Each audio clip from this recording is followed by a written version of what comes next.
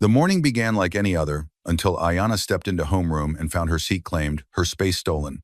Trent lounged there, his words cutting through the air like glass, a challenge wrapped in mockery, sharpened by prejudice.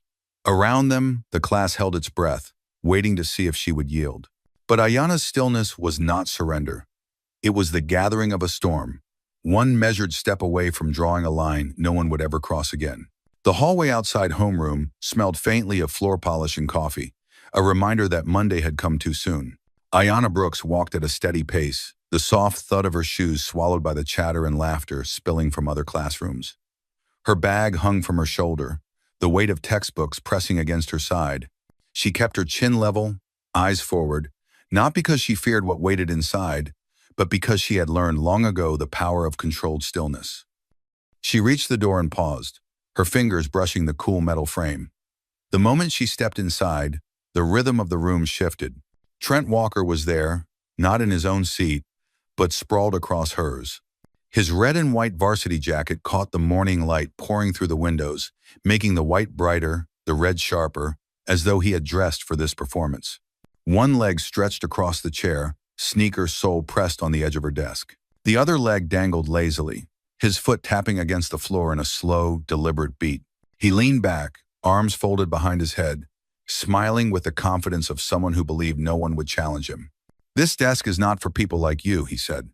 The words were delivered lightly, almost lazily, but they cut through the morning chatter like the crack of breaking glass. A few students laughed, not the kind of laughter that fills a room with joy, but the thin, sharp kind that slices. Two boys near the windows leaned back in their chairs, grinning at the exchange. A girl in the second row covered her mouth with her hand, hiding her smile but not her eyes.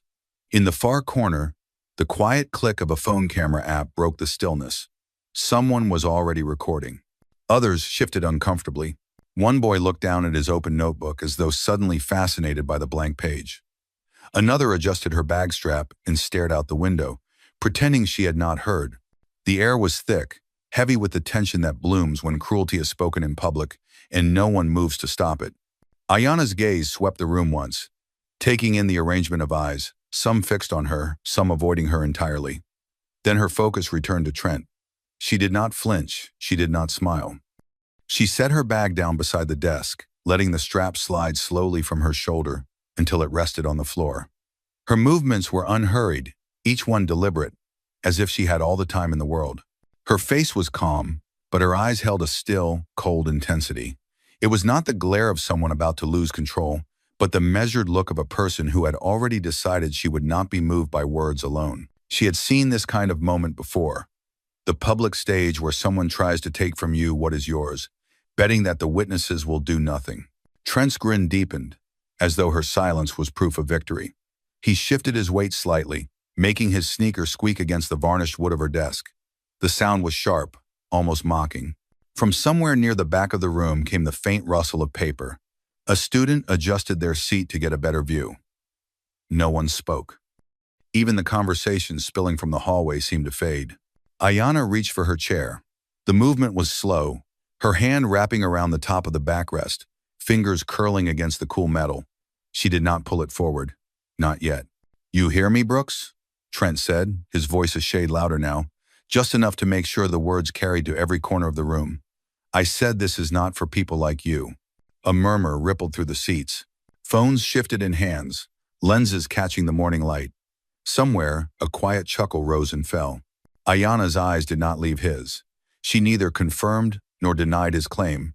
She simply stood there, her grip on the chair steady, her posture neither aggressive nor retreating.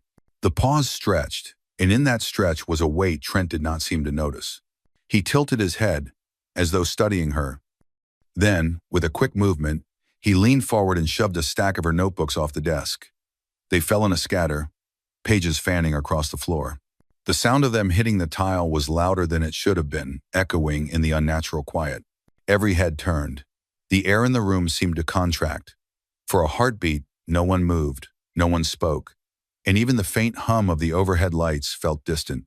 The first claim had been made, and it had been made for everyone to see. The silence that followed the fall of Ayanna's notebooks was not simply quiet. It was the kind that tightens the air and draws the world into a smaller, sharper frame. She lowered herself slowly, one knee brushing the cool tile, her fingers gathering the scattered papers. The edges of the notebooks were bent, the corners softened from use. A single sheet, her completed trigonometry assignment, and a lay apart from the rest. A gray tread mark pressed across the center, smudging the pencil lines. The faint grit of dirt scraped her fingertips as she lifted it. For a moment, she stared at that footprint. It was an unspoken message, as clear as if it had been written in ink. You do not belong here. Her jaw tightened, not from surprise. Trent's kind never surprised her, but from the calculation it demanded. There was always the choice, to rise quickly, fueled by the sting of insult, or to rise slowly, carrying the insult like a stone she could place wherever she wished. From the front of the room, Miss Harlow's voice broke in. Trent, move to your assigned seat. Her tone was firm but without force, as if she was making a request she expected to be ignored. Trent did not look at her. He stretched his legs further, his sneaker now hooked over the corner of Ayana's desk. I am comfortable here, he said, the words lazy yet deliberate. This is my seat now. He tilted his head toward Ayana, a shadow of mockery in his smile. Better view. A few students exchanged quick glances, their eyes darting from Trent to Miss Harlow, waiting to see if the teacher would press harder. She did not. Instead, she lowered her gaze back to the attendance sheet on her desk, as though the matter had been addressed. Ayana slid the last notebook into her stack and rose to her full height. She held the papers close to her chest, not as a shield but to keep her hands free from betraying her thoughts. The room seemed to narrow. The rows of desks formed a corridor between her and Trent. Each step toward him echoed softly. Though the tile did not amplify sound, it was the attention of the room that made each movement feel heavier. Trent's grin widened as she approached. Careful, he said. Would not want you to trip over your own pride. She stopped directly in front of him. The desk between them felt less like furniture and more like a border, one side claimed by arrogance, the other by restraint. Their eyes met, and the air between them drew tight, as if the whole class was holding its breath. From the far right corner, Sierra James shifted in her seat. Her phone slid quietly from her bag, the camera lens catching the bright wash of sunlight across the scene.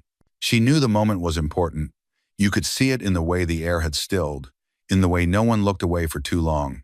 She angled the phone carefully, pretending to scroll, her thumb pressing the record button. Ayana set her notebooks on the edge of a nearby desk. Her hands were empty now. She rested them lightly against the desk where Trent sat, not leaning in, not leaning away. You are in my seat, she said, her voice calm, each word measured like the step of a clock hand. And I told you, Trent replied, his tone thick with amusement. It is mine now. You can find another. The tension had a sound, though it was not a sound one could name, more like the absence of ordinary things. No tapping pencils, no shuffling papers, no whispers. The only movement came from the thin vibration in the floor as someone shifted their chair for a better view. Ayana's gaze did not waver. She let the silence deepen, let it press against the edges of Trent's smile. Somewhere behind her, Sierra's phone caught the faint gleam in Ayana's eyes, a detail that might be missed in the moment but would speak loudly on playback. Trent leaned forward, closing the space between them by a fraction. Do you know what I think? He asked. I think you enjoy pretending you belong here. His voice was soft enough that only those near the front could hear, but the tilt of his head told everyone else they should want to. Ayana tilted hers slightly, a movement so small it might have been a shift in breathing. And do you know what I think? She asked. Trent waited, his smirk steady. She leaned in, just enough for her words to reach him and no one else. Her voice dropped to a near whisper, carrying neither threat nor plea, only certainty. The sentence was short, but it was enough to draw a flicker across his face, the smallest ripple in his mask. His smirk did not vanish, but it tightened at the edges, the kind of reaction that lives in the space between understanding and disbelief. And then he laughed, low, deliberate, dismissive. It was the laugh of someone who could not yet decide if he had been challenged or warned. The room remained frozen, the air waiting to see what that choice would mean. The space between Ayana and Trent had narrowed to the point where each breath felt shared.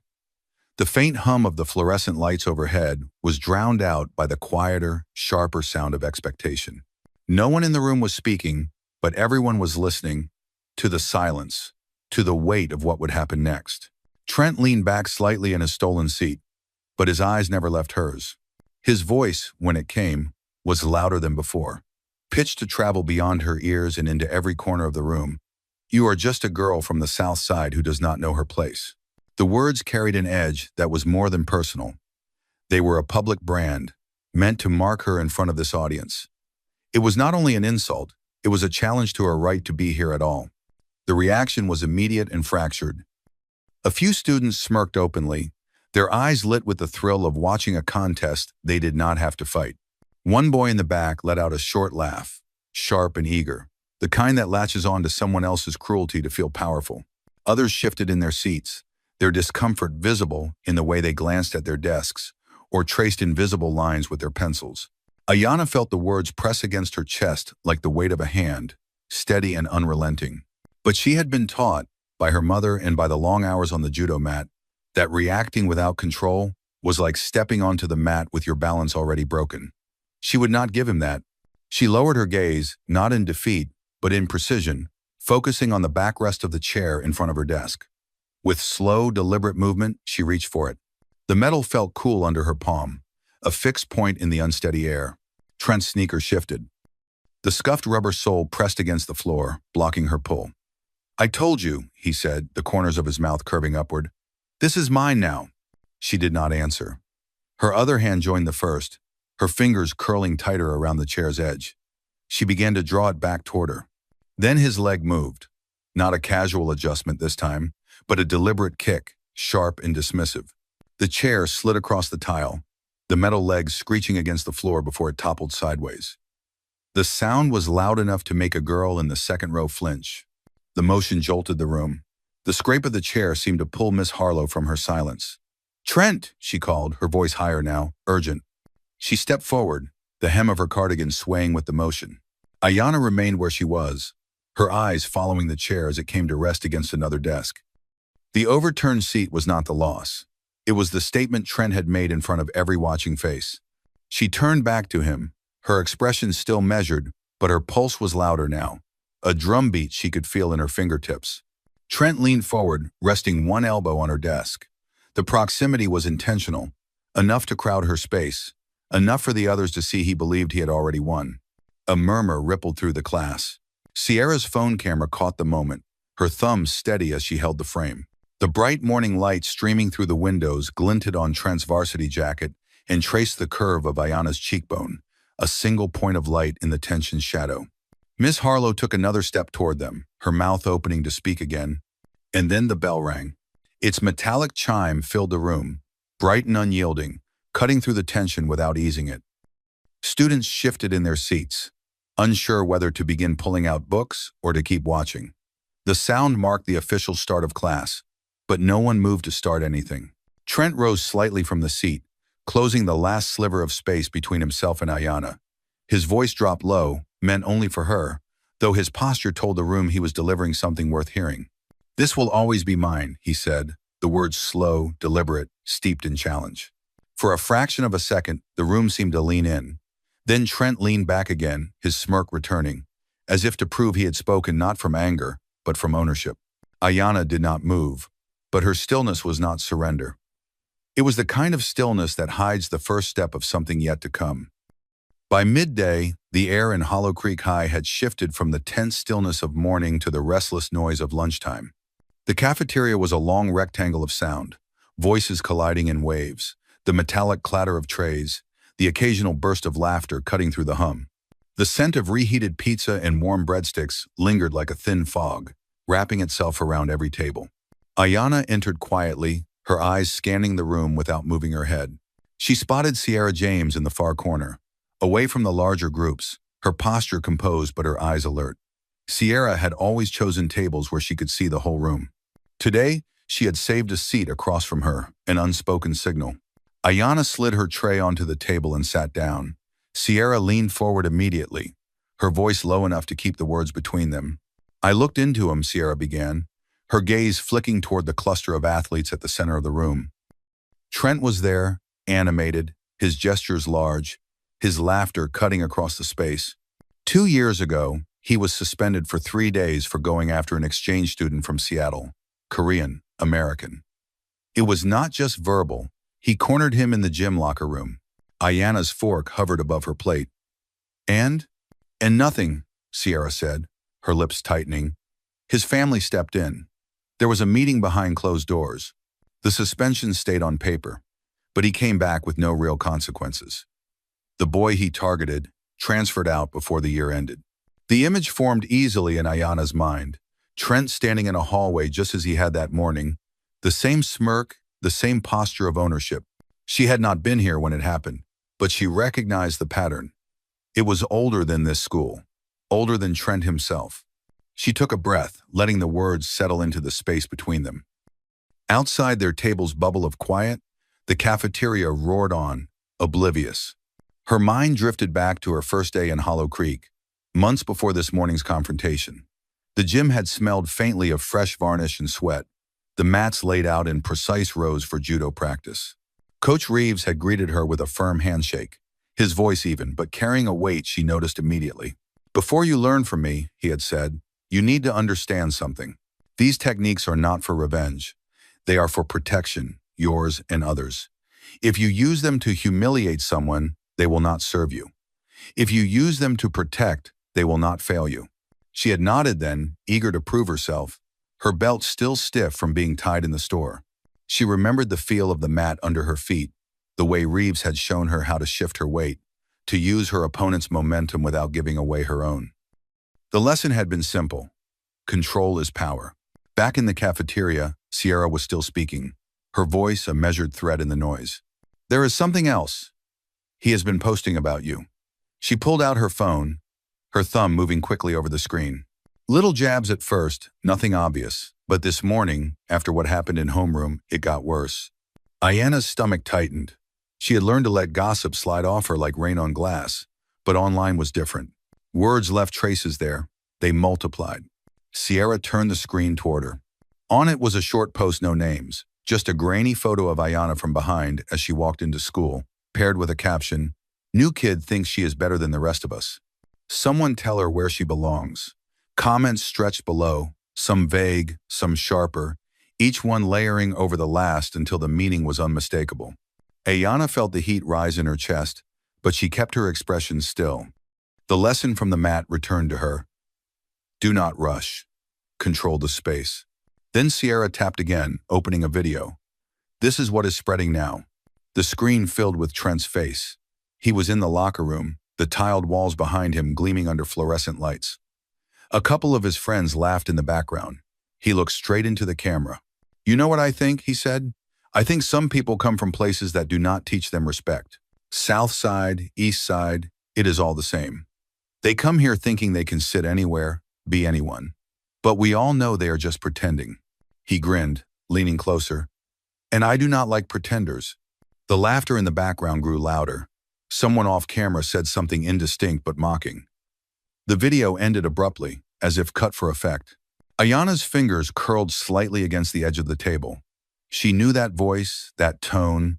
It was not meant to speak to her. It was meant to speak about her, to others, so that they would carry his words forward. It was a strategy as old as the cruelty itself. Shape the story before the other person can speak. The noise of the cafeteria seemed to fade for a moment. She saw the arcs of her life here laid out like the lines on the judo mat, boundaries and spaces, the angles at which she could move. Trent had made his claim in the classroom, and now he was making it in the open air of the school's social life.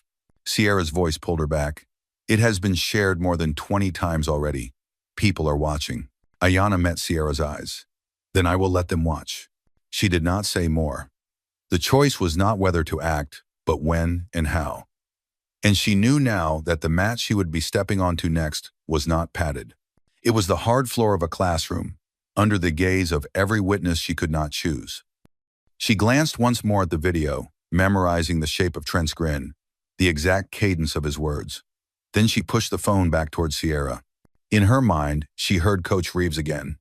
"If you use these skills to humiliate, they will not serve you. But if you use them to protect," she finished the thought herself, "they will not fail you." Ayana lifted her tray, the remains of lunch untouched, and stood. The cafeteria's noise returned to full volume, wrapping around her as she walked toward the exit. Outside, the winter light was thin but bright. Somewhere behind her, laughter followed, but she did not turn. The next move was hers, and she would make it where the stakes were highest. The next morning arrived muted and cold, the clouds lying low over Hollow Creek as if the town itself had pulled a blanket against the day. Ayanna walked alone along the familiar path to school, her breath blooming into the chilled air in soft, white bursts. Each step was measured.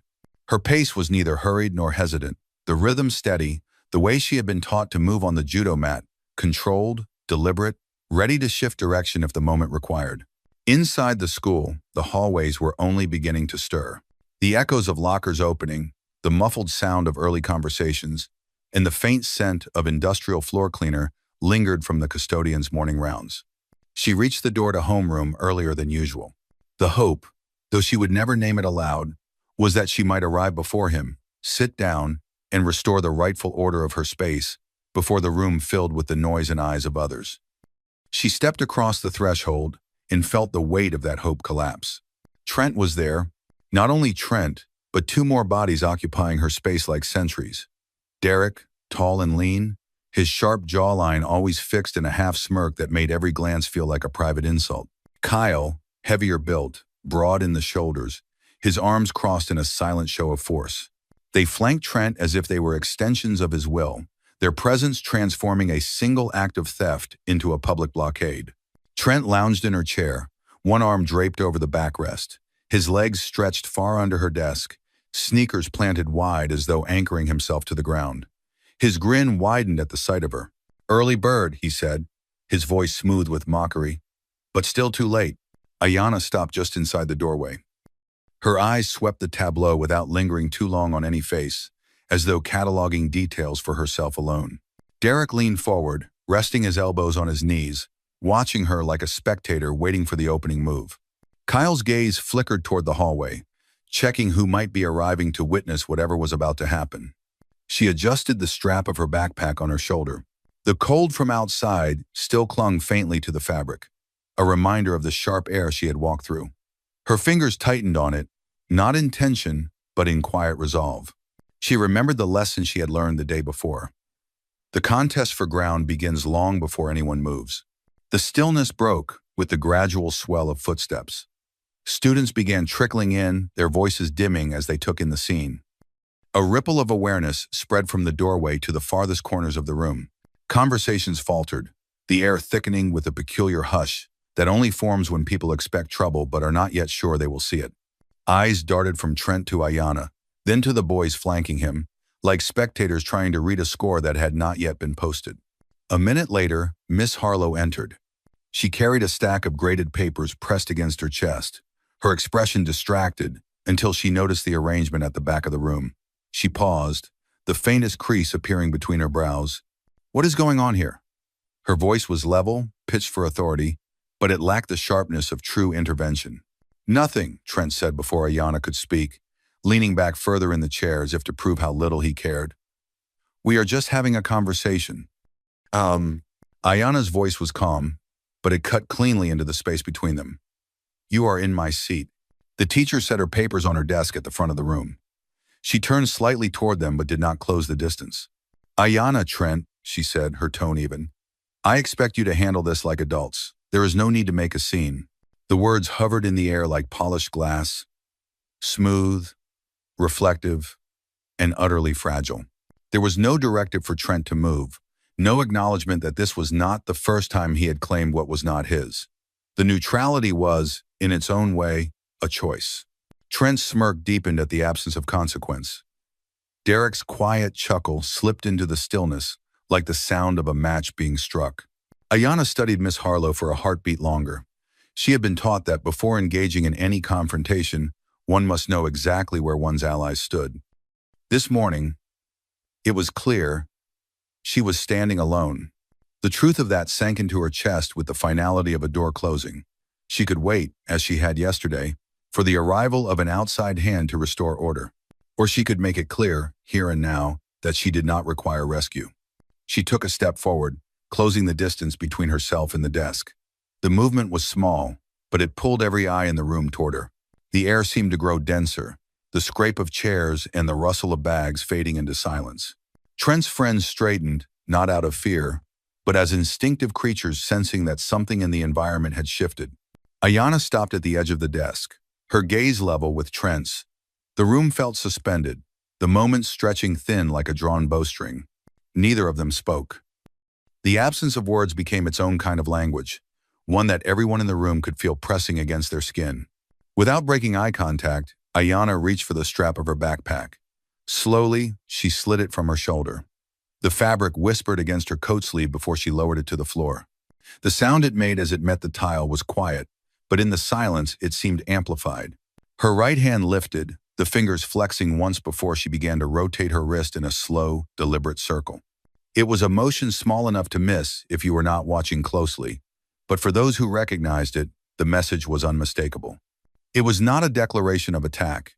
It was not a performance for the crowd. It was a private signal, to herself, first, that she was ready, that the ground between them had been measured and marked, that the line had been drawn, and she would be the one to decide when it was crossed.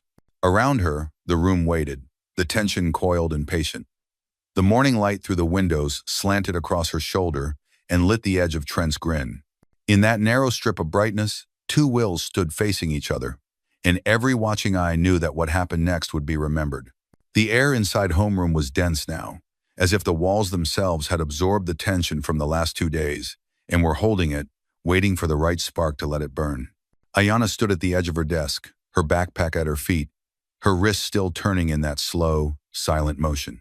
Trent leaned back in the stolen chair, his elbows wide, his body language a performance for the entire room. He broke the silence not with a single insult, but with a string of them, spoken slowly and deliberately, as though each word was chosen for maximum reach. "You see," he said, his voice pitched to carry to the far corners, "some people come from places where respect is just a word they read on signs. They walk into a room like this," he gestured broadly, his eyes locked on hers, "and think the rules are the same for them, but we know better." Derek chuckled low, leaning toward Kyle, who grinned like a man watching his favorite show unfold. Around them, the eyes of classmates sharpened, the line between spectators and participants beginning to blur. Trent's tone shifted, sliding from vague mockery to something more precise, more dangerous. "It is not their fault, I guess. When you grow up on the South Side, when your family—" He let the sentence hang for a moment, his smirk deepening. "Well, you cannot expect them to teach you where you belong." The words landed like stones thrown into water. You could see the ripples in the room. Some students leaned forward slightly, feeding on the drama. Others sat back stiffly, their discomfort visible in the way they avoided looking at her at all. The divide was sharp, as if the class itself had been split into two halves, those who enjoyed the humiliation and those who could not stop it. From the back row, a faint glow appeared, the telltale light of a phone screen. Then another. Within seconds, the angle of several students' hands shifted just enough to show they were not taking notes. Lenses caught the sunlight slanting in from the windows, framing the confrontation in perfect clarity. Someone whispered, "Go live," and a small icon blinked red on a screen. Ayanna felt the change. It was no longer just this room. Every word now had an audience beyond these walls, every movement ready to be replayed, slowed down, dissected. She understood the weight of that, how quickly control could be lost when the story was in someone else's hands. Trent, sensing the phones on him, raised his voice a fraction. "You can glare all you want, Brooks, but everyone here knows what is true. You are here because they let you be here. That is all." A quiet tremor of breath moved through her chest. She had stood in this kind of heat before. Different voices, different faces, same sharp intent. On the mat, she had learned to hear only what mattered. The position of feet, the shift of weight, the angle of an approaching hand. But here, his words were meant to destabilize her before anything physical began. She let the silence draw out for 3 slow heartbeats. Then she spoke, her voice calm but carrying through the room. "Move," she said. Her tone was not raised, but it was final. Trent's smile widened. "Or what?" he asked, as if inviting her to paint herself into a corner. She did not blink. "Move," she repeated, her eyes locked on his. "Or I will move you." For a moment, there was no sound at all. Even the muted shuffle of papers stopped. Every face was turned toward them now. The live stream camera at the back adjusted focus, as if sensing the moment tightening towards something irreversible. Trent leaned forward, the chair legs creaking under his weight. The grin on his face was practiced, but there was something beneath it, a flicker of calculation, a moment where he seemed to weigh what her words meant. Then he dismissed it. With a short, dismissive laugh, he reached forward, his hand moving toward hers on the edge of the desk. His fingers brushed the back of her knuckles, then pushed, a sharp motion meant to shove her hand away, as though swatting aside an inconvenience. It was a small gesture, but in the charged space of the room, it was the match head striking stone. Somewhere in the back, a gasp escaped from someone watching. The phones caught it all. The push, her stillness, the half-second between his movement and whatever she might do next. The moment was no longer just theirs. It belonged to everyone watching, in the room and beyond, waiting for the flame to catch. The push came with a flick of Trent's wrist, a gesture so casual it might have been nothing in another setting. But here, in this air that had been stretched thin for days, it was the drop of water that finally cracked stone. Ayanna felt the contact as a precise sensation, the press of his fingers, the sudden shift of space between them, the insult of the movement wrapped in the skin of his hand. On the judo mat, Coach Reeves had taught her that the body reacts faster than the mind when it has practiced enough. She did not think, she did not plan. Her body simply answered. She stepped in. The floor seemed to narrow beneath her feet, every sound in the room pulling back into silence except for the faint scrape of her shoe against the tile. Her left hand caught the fabric of his sleeve near the elbow, her right securing the back of his collar in a firm grip. The motion was fluid, the way a tide draws back before the wave crests. Trent's eyes widened just slightly, confusion flashing before recognition, but by then his weight was already shifting forward. Ayanna's body dropped low, her hips turning, her back aligning beneath his center of gravity. She could feel the exact point where balance gave way. Her breath moved out slowly as she pivoted. Soy nage. Time slowed in her awareness. She felt the strain in her shoulders, the stretch of muscle through her spine, the calculated give of her knees as she drew him over. His feet left the ground, his center suspended for the barest instant in a place where control was entirely hers. She did not throw to harm, her grip held steady, her movement smooth enough to guide the arc of his fall. The room erupted in motion even before he landed. Chairs screeched against the floor as students scrambled back. A sharp cry of surprise came from somewhere near the windows. Phones caught the moment from multiple angles, the flicker of their lenses reflecting the bright band of sunlight that cut across the room. Trent's body descended with the inevitability of gravity. Ayanna's hold loosened just enough to keep his landing controlled, her arms releasing him at the precise instant before impact. He struck the tile with a loud, hollow thud that vibrated through the floor, but it was not the sound of injury, more the solid shock of a body meeting unyielding ground. He lay on his back for a second, blinking up at the ceiling, the momentum of the throw leaving him dazed but intact. His breath came in short bursts, the swagger in his expression stripped away, replaced with the raw surprise of someone who had been certain they could not be moved. Around them, voices collided in a chaotic chorus. Some students shouted in disbelief, others laughed nervously, the edge of their fear mixing with the thrill of seeing something forbidden happen in daylight. A desk near the front of the room wobbled where it had been knocked by a fleeing chair. Papers floated briefly in the air before settling on the floor. Ayanna straightened, her breathing calm, her stance still balanced as if the throw had been no more than a routine exercise. She did not look down at him for long, just enough to confirm that he was unhurt. In her mind, the lesson from Reeves echoed. If you use these skills to humiliate, they will not serve you. She turned slightly, her gaze moving across the room. Every set of eyes was on her now. Some were wide with admiration, others tight with unease. But all of them understood what they had seen. Controlled power, not reckless force. Trent began to sit up, his hands pressing to the floor, the sound of his breathing louder than any word he might have spoken. The scraping of chairs and the rush of whispered commentary filled the space until the door slammed open. The suddenness of it froze the room. Standing in the doorway was Principal Dean Morris, his tall frame cutting a sharp silhouette against the light from the hallway. His polished shoes caught the glare, his dark suit precise, the knot of his tie perfectly centered. His eyes swept the scene once. Ayanna standing poised beside her desk, Trent on the floor, the scattered furniture, the phone still raised.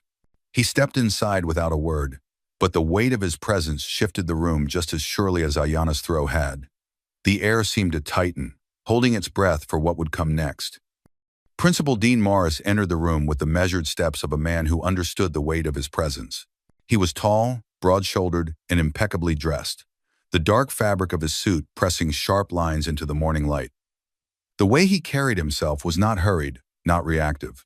It was the kind of composure that seemed to slow the room around him, drawing all eyes toward him without a single word. His gaze swept the space once, an assessment so brief and precise, it was clear he had already taken in everything. Ayana stood poised beside her desk, her breathing steady, her hands relaxed at her sides. Trent was halfway to his feet, one knee bent as if caught between standing and retreating. A desk sat skewed at an angle, a few notebooks scattered like dropped playing cards. Several phones were still lifted in the air, their small glowing screens reflecting his arrival like silent spotlights. The door swung shut behind him with a quiet click. The sound seemed to punctuate the air, sealing off the space from the rest of the school. The hum of the fluorescent lights above grew noticeable, filling the stillness where whispers had been a moment before. Chairs stopped creaking, pens stopped moving. Even breath seemed held back, as though the room itself knew it was under examination. When Morris spoke, his voice was calm, deep, and deliberate. It was not loud, yet it carried to every ear. "What?" he said, his eyes fixed on the center of the disruption. "Is going on here?" The question lingered, not because it was unclear, but because it demanded more than a simple answer. Trent was the first to fill the silence. His voice rose with practiced indignation. "She attacked me, sir." Out of nowhere, he gestured broadly, his hand slicing the air toward Ayana. "I was just sitting here, and she—" He stopped to shake his head, a subtle performance of disbelief. "She flipped me over for no reason." A few heads turned toward Ayana, though no one spoke. The weight of Trent's claim, despite its thinness, hung briefly in the air. Ayana met Morris's gaze without hesitation. Her voice, when it came, was calm and measured, free from the sharp edges of anger. "That is not true. This is the second morning he has taken my seat. Yesterday he blocked my chair and made comments about where I belong. This morning, he refused to move, blocked me again, and put his hands on me." The room felt like a scale balanced between two versions of events. Some students glanced from one to the other, uncertain, while others dropped their eyes to their desks, unwilling to reveal what they had seen. The tension was not just in their bodies, it was in their silence, in the quiet calculation of who would be believed. In the far corner, Sierra James had not moved. Her phone rested in her hand, screen still glowing. She had stopped recording minutes earlier, but the file was ready. Without lifting her eyes from the device, she tapped the screen, scrolled to the most recent video, and selected it. Her thumb found the share icon. The list of nearby devices appeared. At the top was a name she recognized instantly: Dean Morris, admin iPhone. She tapped it. A soft chime sounded from the principal's jacket pocket. He reached inside, retrieving a sleek black phone. His thumb brushed the screen, unlocking it in one smooth motion. The notification was there. AirDrop from Sierra James. He accepted. The video opened. The entire room seemed to hold still as he watched. Trent's mocking voice, his deliberate shove, Ayana's measured stance, and the swift, fluid arc of the throw. The sound was clear enough to catch the laughter from the onlookers, the scrape of chairs, the sharp breath that followed impact.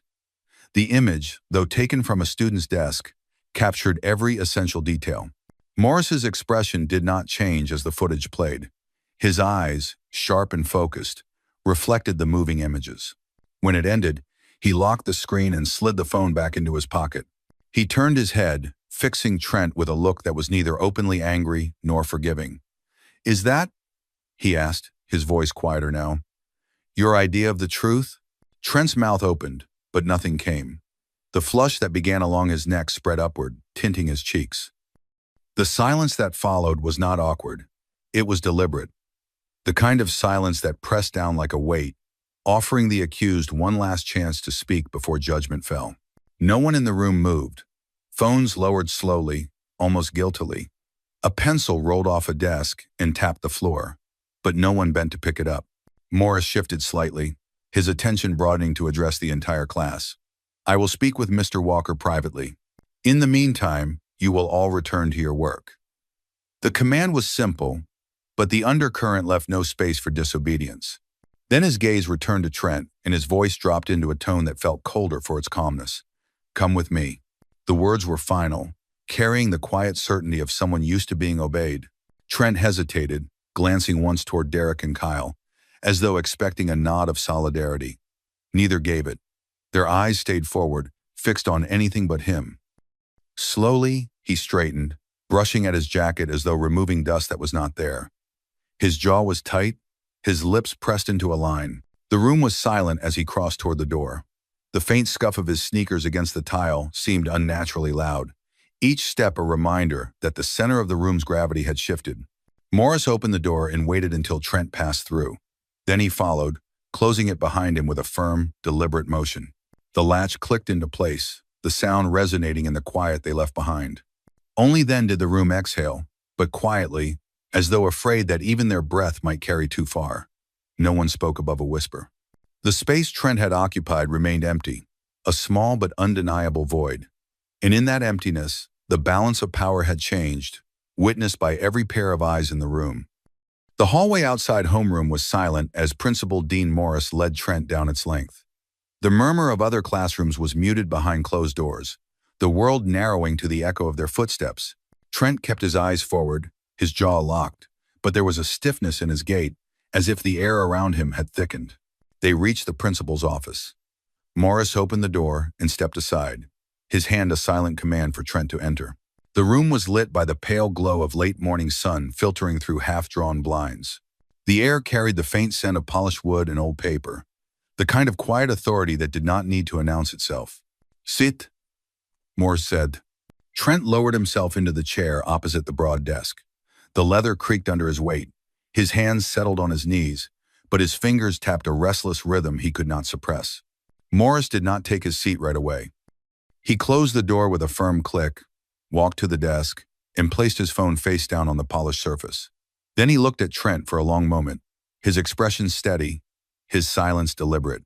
"The video," Morris said finally, his voice even, "has already been sent to the disciplinary council." Trent's eyes flickered.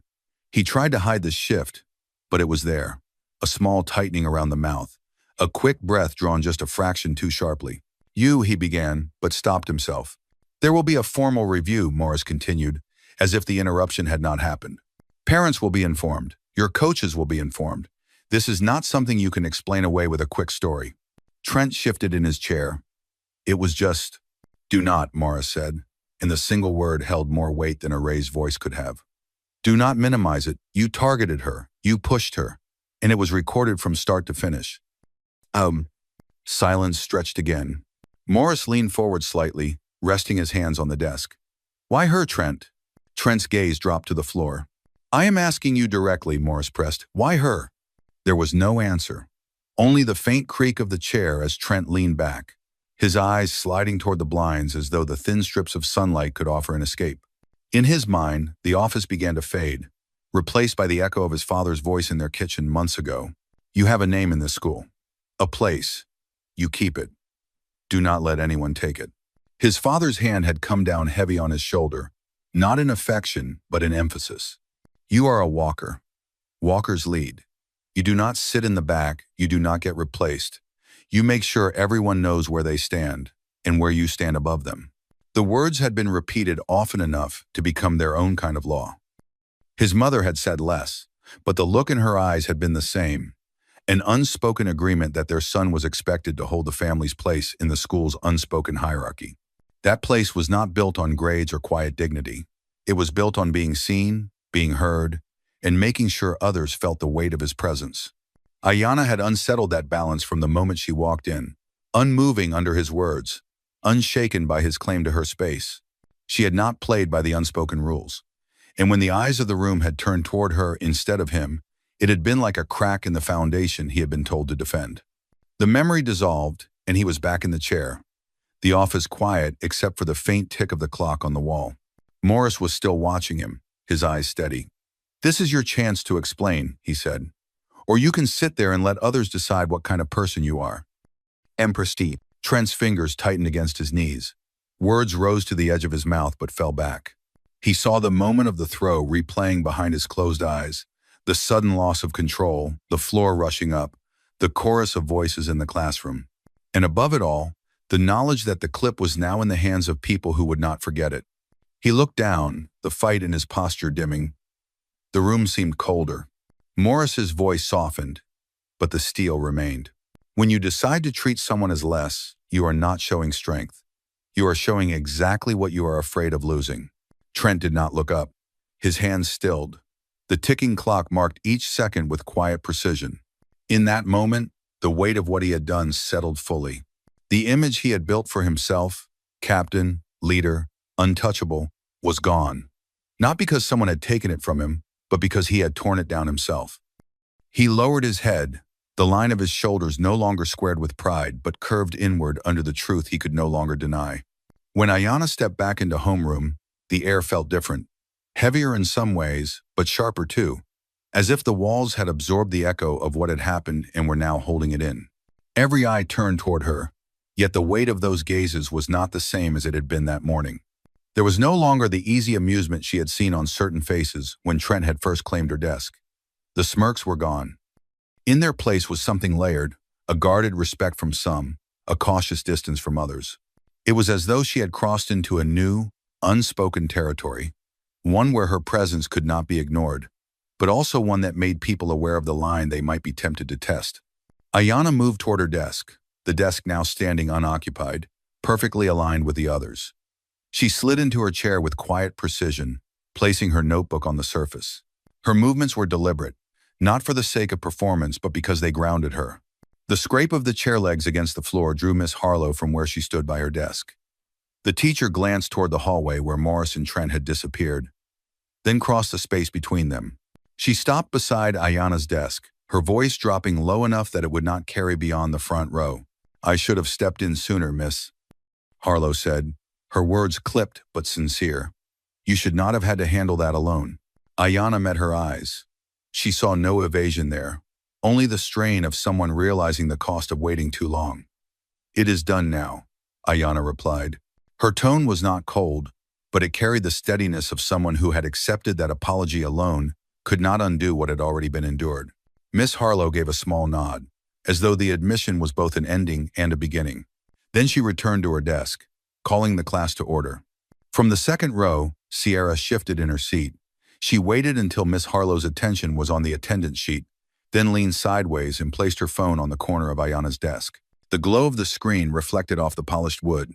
"You should see this," Sierra whispered. Ayanna glanced down. The video, the same one Sierra had sent to Morris, was now framed within the interface of a social media feed. Above it, bold white text read, "Number stand with Ayanna." The view count ticked upward in real time, climbing by the dozens every second. She tapped the screen, and the sound of the room blurred into the background as the clip played.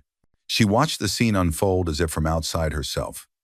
Trent's words, the laughter from his friends, the moment his hand pushed hers away, and the smooth arc of the throw. The sound of chairs scraping back was louder than she remembered, the gasps more pronounced. Scrolling down, she saw the comments. Some were brief. About time someone stood up to him. Others were longer, strangers sharing their own stories of being targeted, of holding their ground when no one else would. A few simply posted the hashtag again and again, as if repetition could hammer the point into the public consciousness. The number in the corner of the screen surged, 10,000 views, then 12, then 15. It was like watching a tide rise in fast motion, each wave carrying her story further beyond the walls of Hollow Creek High. She set the phone down for a moment, feeling the thrum of its significance. The video was no longer just an account of what had happened. It was a record, a piece of truth that could not be reshaped or erased. And it was gathering momentum in a way that neither Trent nor his friends could control. Across the room, a pair of students watched her with something like quiet admiration, though they looked away quickly when she met their gaze. Others pretended to focus on their notebooks, but their pens hovered above the page, unmoving. Sierra leaned closer. "It is spreading. People are already reposting it. It is not just our school anymore." Ayanna nodded slowly. The thought carried weight. This was not a moment she had chosen for an audience, yet it had found one, and that audience was choosing to stand with her. The view count climbed again, 20,000. The flood of supportive words filled the screen, each new comment a small anchor against the tide of what Trent had tried to make her. The bell marking the end of the period had not yet rung, but Ayanna knew something had shifted permanently. Respect, once taken by force in this place, now arrived at her desk without demand. And outside the walls of this room, her story was still moving, carried by strangers who understood the cost of standing in your own place and refusing to be moved. 3 days later, the decision arrived.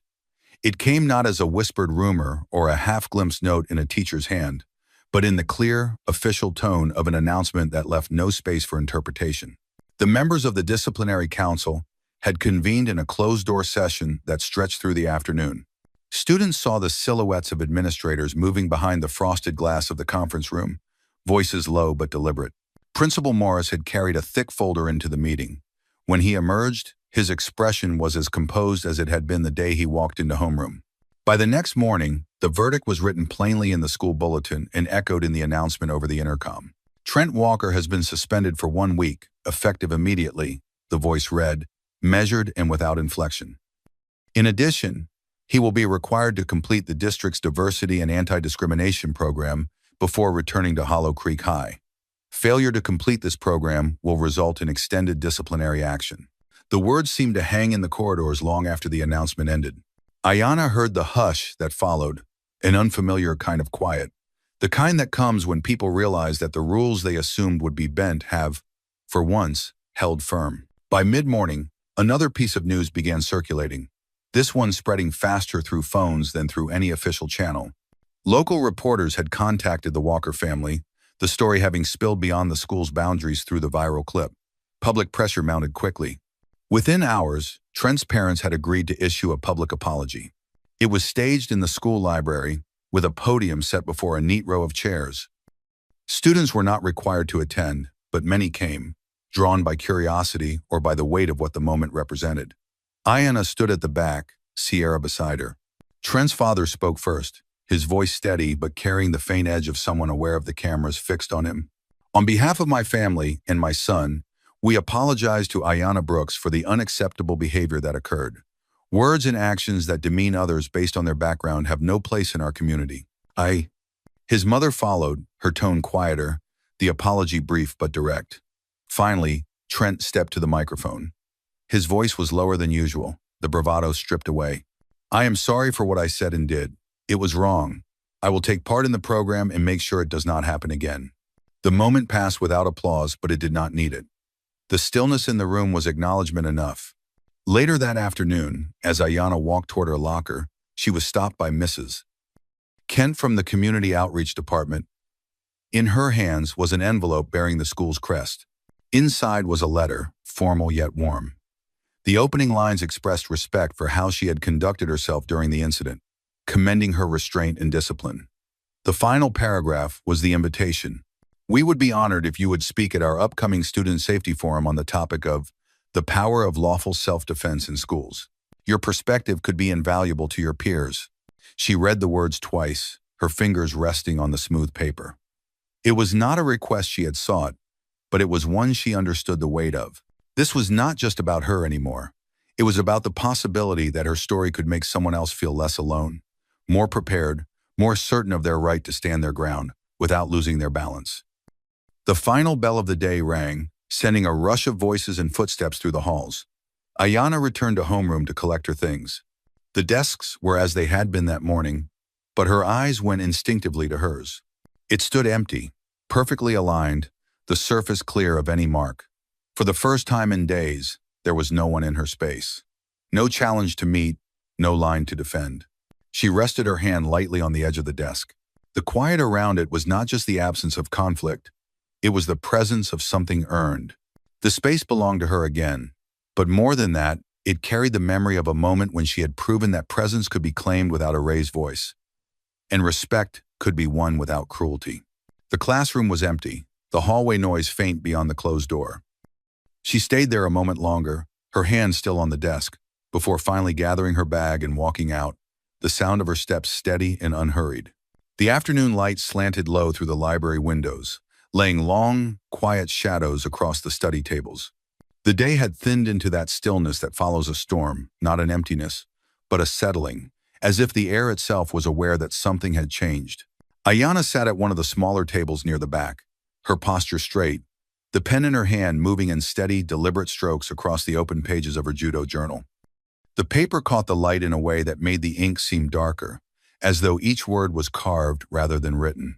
Her handwriting was neat, her letters even. She wrote without rushing, shaping the sentence as she might shape a stance on the mat, balanced, purposeful. Strength is not for revenge, but to hold the line. She paused, letting the words settle on the page. Her hand rested lightly on the journal, fingertips grazing the ridge where the spine met the paper. She thought of Coach Reeves, of the first day she had stepped onto the mat in Hollow Creek, of the quiet weight behind his instruction. She thought, too, of the moment in the classroom when Trent's weight had shifted into her control and she had made the choice to guide him to the ground without harm. It was not triumph she felt now, but clarity, a sense that the meaning of that choice would linger longer than any victory could.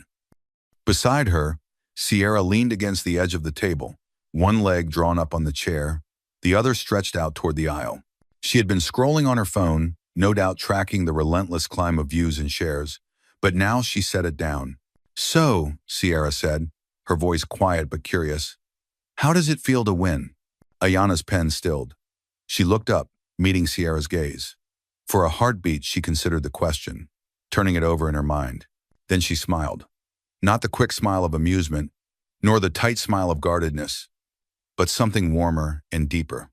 "I do not think it was about winning," she said softly. "It was about knowing where the line is and not letting it be crossed." Sierra studied her for a moment, then returned the smile. "That sounds like something you would write down." Ayana tapped the journal lightly with the back of her pen. "I already did." They shared a quiet laugh, the kind that needs no audience. From the hallway beyond the library's open door came the sound of footsteps, steady, measured. Ayana's gaze drifted toward the doorway just in time to see a student she recognized from her year glance into the room. His eyes went straight to her desk in homeroom, visible through the open classroom door across the corridor. He took a single step toward it, then paused. His weight shifted back, his gaze flicking toward where she sat. Their eyes met for the briefest moment. He gave a small nod, not of greeting but of acknowledgement, and turned away, continuing down the hall without another glance. Ayana watched him go, the corners of her mouth curving again, not in pride, but in understanding. The desk was empty now, its smooth surface catching the same golden light that stretched through the library windows. But it was no longer just furniture. It was a marker. In the days ahead, students would pass by it, some remembering exactly what had happened there, others only sensing the weight of an unspoken agreement. No one would sit there without thought. It had become, in its own quiet way, a boundary, visible, respected, and unchallenged. Ayana closed her journal, the soft thud of the cover meeting the pages a small but certain sound. She slid it into her bag and stood, her movements as deliberate as the words she had written. When she stepped into the hallway, the light from the west-facing windows caught her shadow and stretched it ahead of her. She walked toward her classroom, past her desk, her hand grazing its edge as she passed. It was a gesture without ceremony, but it was enough. The line had been drawn, and in this place, it would remain. Some victories live in applause, others live in the spaces people learn not to cross. Hers was the latter, and it was enough. In the quiet after the storm, the classroom was only a classroom again. Rows of desks, pale sunlight spilling across their surfaces, the hum of the fluorescent lights returning to their ordinary rhythm. Yet something in that room had changed forever. It was not the walls or the chairs. It was the invisible boundary that now lived between them. Ayana's desk stood where it always had, but it was no longer simply a place to sit. It had become a marker of something far greater.